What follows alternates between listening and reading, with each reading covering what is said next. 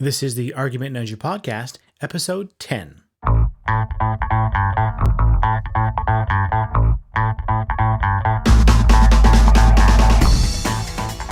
Hi, everyone. This is Kevin Delaplante, and you are listening to the Argument Ninja Podcast. Thanks for joining me. In the last episode, I introduced the idea of an argument matrix and the important role it plays in critical thinking, and I got a lot of enthusiastic feedback on it.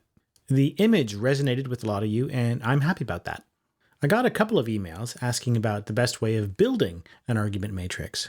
How do you go about acquiring the background knowledge that gives you an understanding of all the relevant arguments involved on a topic or in a debate? And I got another couple of emails about how you would actually use this knowledge to persuade someone. Once you've got this knowledge, how can you apply it in a strategic way? Well, these are both great questions. In fact, they're both central to the Argument Ninja program that I'm developing. What I want to talk about on today's episode is the first question. How do we go about acquiring this kind of knowledge? How do you build or expand your argument matrix? In this episode, I'm going to walk you through how I approach this question and share the advice I give when I'm asked about it. But before we get into that, I think we should do a bit of a recap for those who missed last episode so that we're all on the same page in terms of what we're talking about. So, what do I mean by an argument matrix? Well, take any interesting claim. Any claim for which it might make sense to offer reasons to believe or accept it. Or it could be an action, a decision, it doesn't matter. Abortion should be illegal, abortion should be legal. There is a God, there isn't a God. I should take this new job offer. I should have a kid before I finish graduate school. We should invest in the goal of establishing a human colony on Mars within the next 20 years.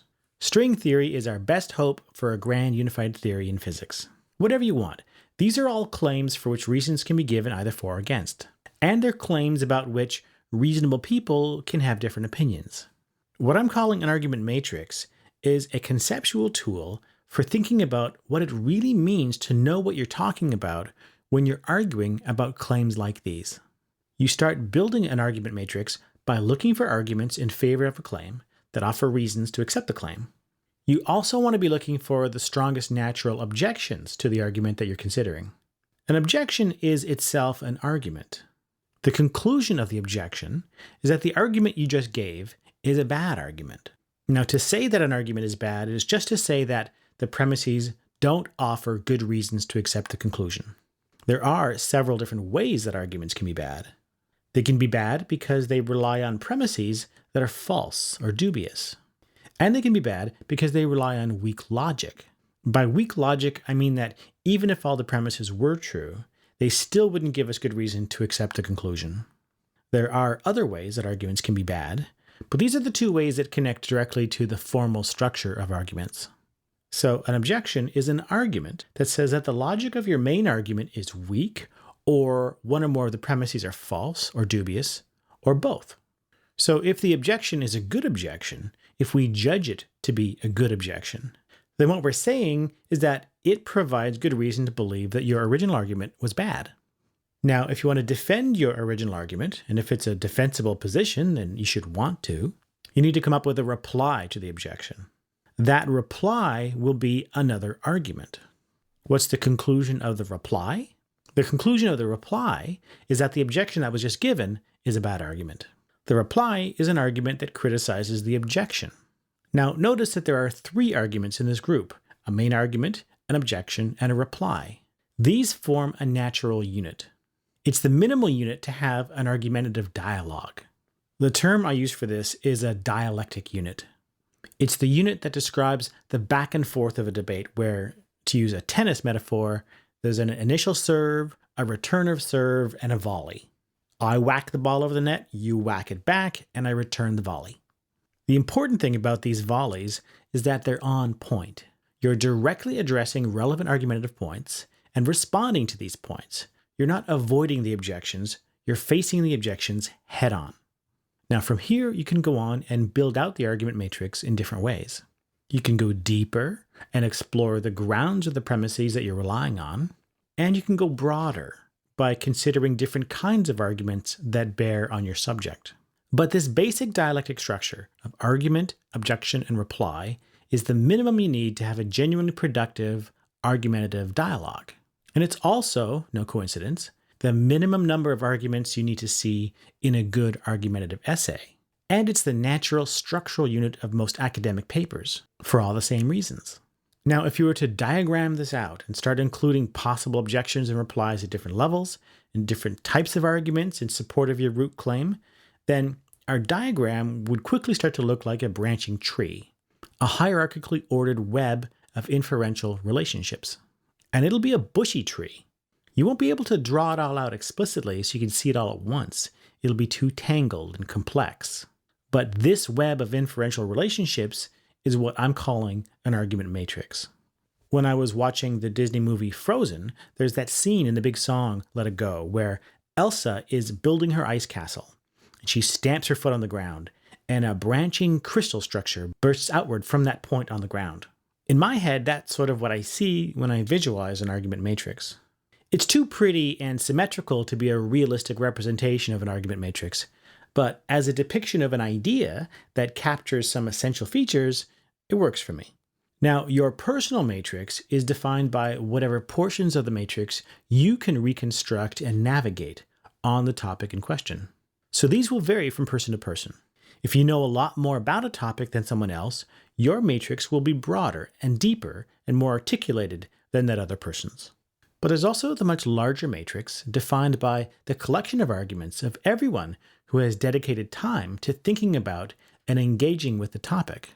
Our personal matrices will always be limited and incomplete in comparison to this larger matrix.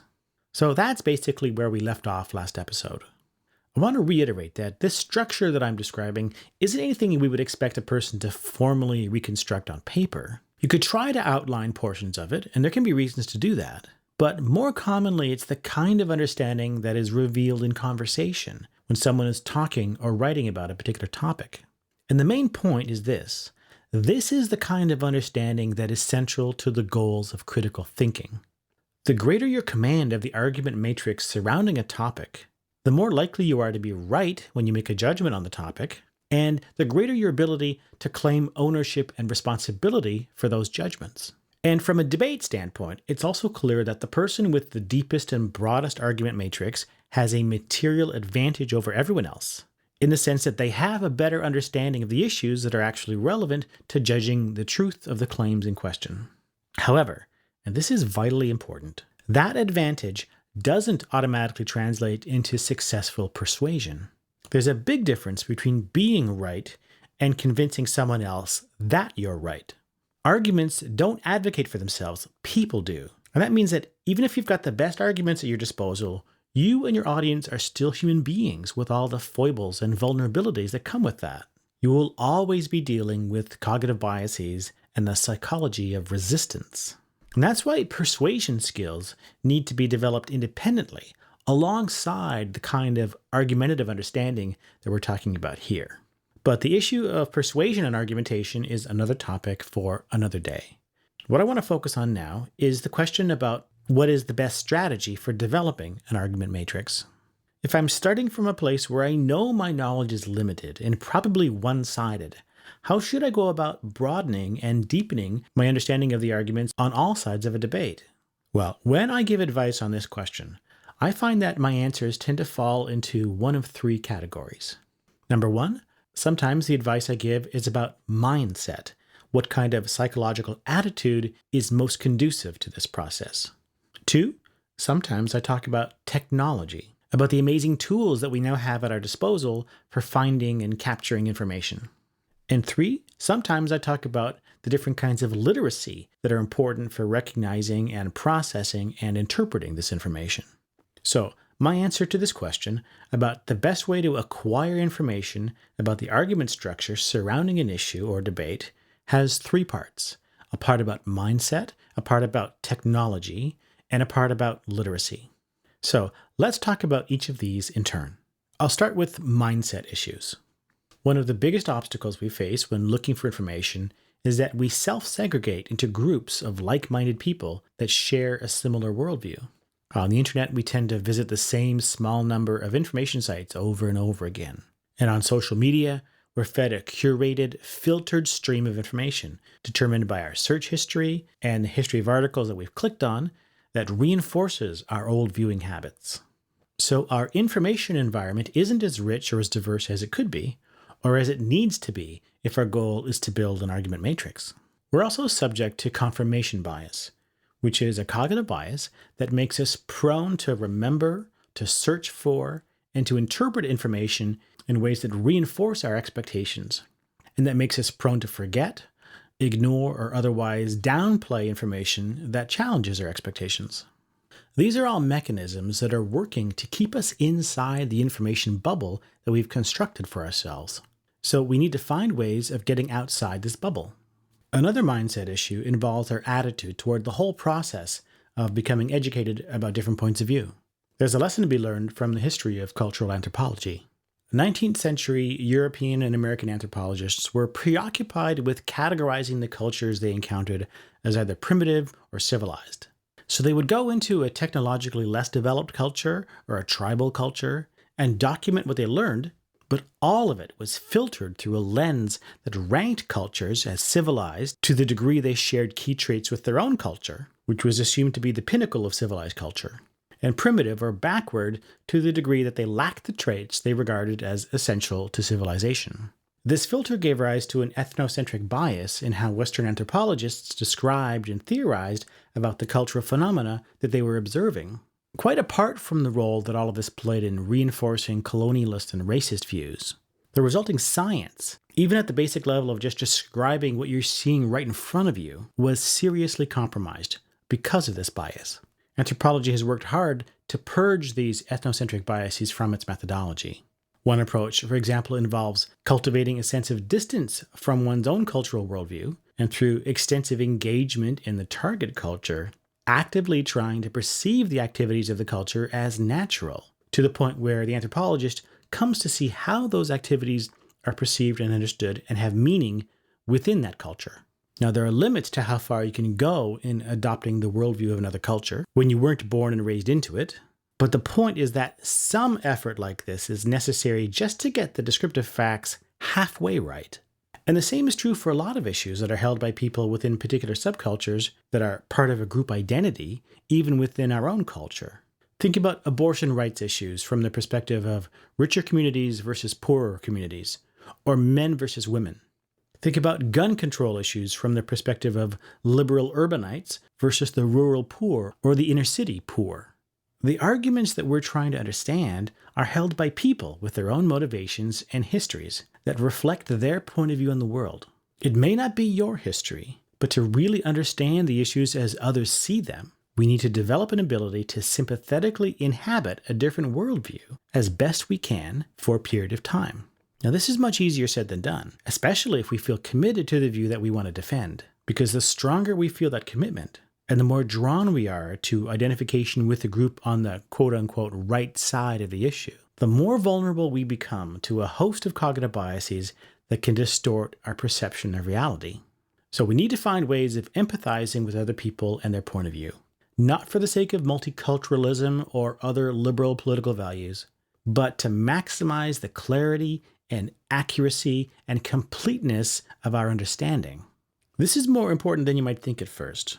It's easy to underestimate how challenging it can be to immerse ourselves in a worldview that is very different from our own. Part of the challenge is the fear that if we stay in that place for too long, it may change the way we think about the issue, and maybe more than that. Maybe we risk losing faith in the beliefs and values that define who we think we are. I've been a teacher in classes where we've spent 3 or 4 weeks on a unit on the philosophy of religion or political philosophy, and students come to see me in my office hours and confess that they're having a hard time with this material. Not because they don't understand the material, but because it's forced them to consider a point of view that runs counter to everything they've been raised to believe, and they're struggling with that feeling that they've lost their bearings. That feeling of not knowing what you believe anymore can be very stressful. Our brains don't like it. We're always looking for ways of making sense of our experience. And if we don't have an interpretation ready at hand to do the job, we'll try to manufacture one just to relieve the stress. I'm just as subject to this as anyone. But there are ways of cultivating a mindset that doesn't recoil from doubt and uncertainty, that finds purpose and meaning and value in the critical journey itself, in the search for answers, without always having to settle on an answer. I'd like to do a whole episode on mindset issues because there's a lot more to say about this topic. But this is enough for now. So let's move on and let's talk about number 2 on our list, which was technology. We're living in an unprecedented age of access to information. Say what you will about Google as a company, there's no denying that it's brought a universe of information within the reach of ordinary people. Are you a pro-gun control person? You're familiar with at least some of the gun control arguments?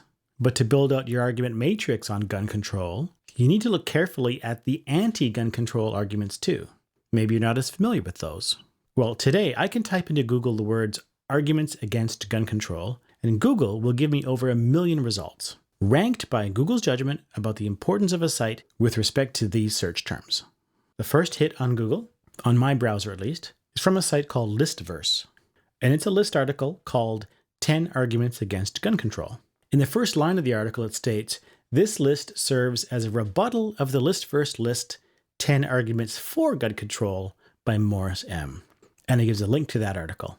So right away you've got 2 articles, pro and con, with the con list framed as a rebuttal to the pro list. This is not a bad place to start. But you could lose a couple of hours just reading these articles and chasing down the dozens of supporting links inside each one. It's better to approach this more systematically. You're on the Google search results page for arguments against gun control. Most people will click on the first or second link on the search page and stop there. That's a mistake. The top ranked articles aren't necessarily the most comprehensive or the best written or the most fair-minded. Google has given you 10 links out of 1 million. Trust me, there are gems further down this page. Also, you need to look at multiple sources and compare the arguments across multiple sources. The ones that show up on every list you know are central to the debate. And it's only by looking at multiple sources that you'll find the best objections and replies. Now, some of the sites you'll encounter will look like they've done all the work for you. They'll give you a systematic ordering of pro and con arguments. There's a site called procon.org that does this for dozens of controversial social issues. It is a great site. You should check it out. But these sites, and most internet sources, quite frankly, are still quite shallow from an argumentative depth standpoint. They give you an argument and an objection to that argument, and then they move on. Pro and con. What's missing so often with these sources is how a supporter of the pro argument would reply to the con objection. If all you're given is an argument and an objection, you don't yet have a dialogue.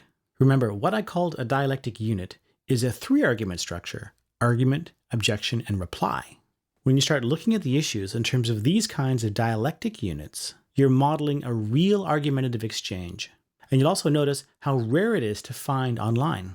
The risk of these sorts of ready-made pro-con lists is that they give you the feeling of understanding, but more often than not, they do that by feeding your confirmation bias.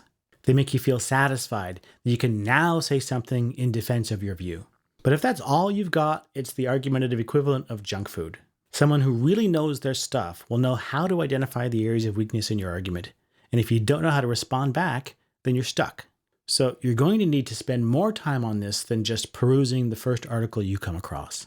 You're going to want to bookmark the search page. And you should bookmark all 10 links on this page so that you can go back and look at them more thoroughly at your leisure.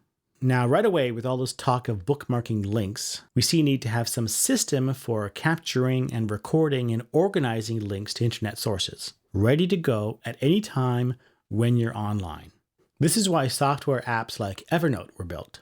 It's a dedicated app that you can use for capturing and organizing web content. It comes with a browser toolbar extension so that if you're in Chrome or Safari and stumble on a web page or an article that you want to save or bookmark, you can just hit the Evernote button on your browser toolbar. But you can also use the toolbars in any browser to create folders for bookmarks. In Chrome, I can create a folder right on my browser toolbar called Gun Control, and whenever I find an article or a website I want to save, I just highlight the URL and drag it into the folder. And I can create subfolders inside for pro and con arguments if I want to. There's a dozen other services or apps you can use to capture and organize links. Which ones you use doesn't really matter as long as you have something set up that makes sense and is convenient and does the job. Personally, I really like an app service called Workflowy. It's a browser-based list-making app. I use it almost every day. And when I'm on a research mission, I'll often start making lists here and leave it open as a tab when I'm working. So when I find something, I just cut and paste the URL from one tab into my Workflowy list. then organize the links into different headings and subheadings, and make notes to myself inside the list items. If I'm planning on writing something on this topic, I'll generally switch over to Scrivener eventually, which is a writing app, and load up the links in the research folder and open up a panel for taking notes and see them side by side. With a list organizer, you can start to build out the structure of an argument matrix by intentionally focusing on arguments, objections, and replies. Now, as you work through the articles in your linked list, you'll see the same issues brought up over and over, and you'll see how the common argumentative moves are presented and framed, and you'll learn how to anticipate how each side will respond to these moves. Along the way, you should allow yourself to comment on what you're reading and ask yourself questions that you might want to follow up on. In Workflowy, when I'm making notes on a source that I'm reading, if I want to add a comment or a question of my own, I'll put it as a list item in square brackets. If I think the objection I just summarized is a weak objection, I'll say that and add a line or two about why I think so. This is like making notes in the margins of a book. It's a way of inserting myself into the dialogue and developing my own point of view on the issue. So these are some of the ways that I go about the process of researching and organizing information about a topic. In most cases, the argument structure of the debate doesn't reveal itself as plainly as you would like.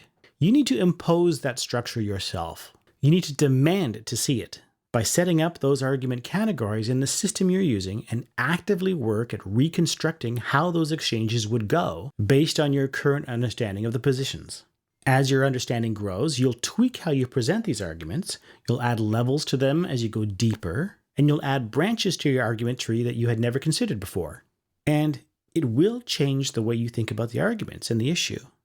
Your own positions will evolve over time as a result of this process, which isn't a bad thing. But that's how you build an argument matrix. In the pre-internet days, you would do this by using books and library sources and photocopying articles and making notes by hand or on a desktop computer. Now we have different tools, but the process is the same. And I know there are academics listening to this and saying to yourself, this is nothing new. This is just research. This is what research looks like. And that's exactly right. However, what I believe is informative in what I've been describing here, what many students don't appreciate, is how real research isn't so much about learning facts as it is about reconstructing arguments. That's not something that students are told, and in my experience, it takes a long time to figure out. Okay, we've talked about mindset issues, and we've talked about technology and the mechanics of reconstructing the argument structure surrounding a debate using the tools we now have at our disposal. The third item on my list of topics that are relevant to building argument matrices is literacy. This process that we've been talking about is not an easy one. When you're searching for information online, you have to make judgments about what's a quality site and what's not a quality site. Then you have to read the sources and figure out what they're saying and reconstruct the reasoning behind it. Then you've got to find some way of presenting and recording this information for yourself in such a way that it will still make sense to you if you come back to it a year from now. None of this is easy. When we're searching for information on the web, and we need to make judgments about the information that we find in different sources, that requires media literacy and information literacy. Do you know what kind of information is found in dictionary entries versus encyclopedia entries? Do you know how Wikipedia entries are written and edited, and how that affects the quality of the content? Can you judge the reliability of a website resource by the way it looks? How do you find the resources that experts rely on for reliable information?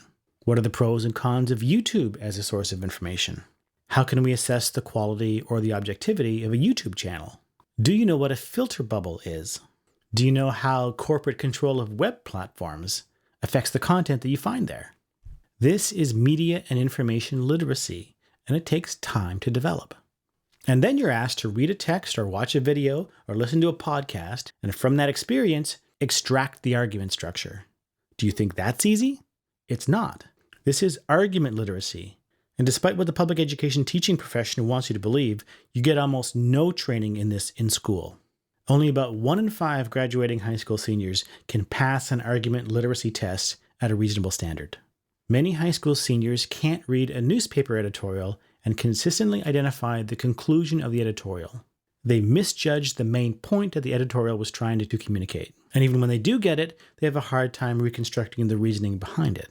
If you don't have a good sense of what an argument is, or how to identify premises and conclusions, or how to extract the argument structure from a text that has a lot of other things going on at the same time, then you're going to struggle with this process. There's no getting around it. And there are other forms of literacy that can affect how easy or hard it is to reconstruct an argument matrix on a given topic. Science literacy is important when you're trying to investigate a topic that has a science component. If your science literacy is poor, and most people's is, it can be very hard to interpret scientific information correctly. And you can't underestimate the significance of basic reading and writing literacy. Do you understand the vocabulary that's being used? Do you have a habit of looking up words that you don't understand as you read? Can you process the meaning of more complex sentence structures that use logical connectives like if A then B, otherwise C or D, or sentences that use nested clauses? Can you follow shifts in voice, where the author stops talking for him or herself and starts speaking for someone else, like when an author is summarizing the views of someone else before commenting on it? I can't tell you how common it is for students who aren't reading carefully to miss these shifts and think that the view that an author is presenting is the author's own view when it's not. And when you write or speak, can you efficiently summarize or paraphrase what you've just read in your own words? All these different kinds of literacy tend to hang together too. Basic reading and comprehension skills are a prerequisite for most other forms of literacy. Argument literacy feeds back and makes it easier to read and understand more complex forms of writing. Now, as people become more educated, these different forms of literacy develop together, mutually supporting one another. This process, the evolution of literacy, is the scaffolding that makes more advanced forms of learning possible. So, let me sum up. Building an argument matrix is a sophisticated intellectual activity. Any reasonably intelligent person can do it, but you should think of it as a skill that takes discipline and commitment to develop, like learning to play chess well, or become proficient on a musical instrument, or become a good writer. In order to build an argument matrix, you need to have the right mindset. You need to have a system in place for capturing and processing the information that you come across. And you need to have the right literacy skills, developed to a level that is sufficient to support the activity. There's no shortcut to any of this. It's better to think of it as a lifestyle choice that reflects a commitment to lifelong learning and the values of critical thinking. Now, here's a question I sometimes get. Do I think that schools are doing a good job of developing the foundational skills and mindset and values that support this lifestyle choice? And my answer is absolutely not. But the mistake is to think that this was ever their job. Raising critical thinkers has never been the primary function of formal schooling, and certainly not public schooling. The primary function of public schooling, just for the record, has always been to develop a labor force that can support the economic activity the government and business finds valuable, and to instill a set of shared social and political values within the population. The goal of public education, in other words, is to produce good citizens, not independent critical thinkers. Once you realize this, it explains a lot about how school curricula are determined and why there's such a preoccupation with test scores and performance rankings. The fact is, there is no social institution that we can hand our kids over to that is responsible for educating critical thinkers. That burden falls on us, individuals, parents, teachers, all of us. I don't know if it will ever be a popular choice to support education for critical thinking and personal development rather than for economic value. It may always be a minority lifestyle choice, but the tools are in our hands, and there's nothing to stop us from developing our own programs and support systems. I'm working on a program of my own right now. Not the Critical Thinker Academy as it operates right now. Something more structured that takes advantages of the features of a true learning management system, with assessments and assignments and level upgrades and gamification features. A real structured education program that is organized around the Argument Ninja and martial arts themes that I've been developing in this show.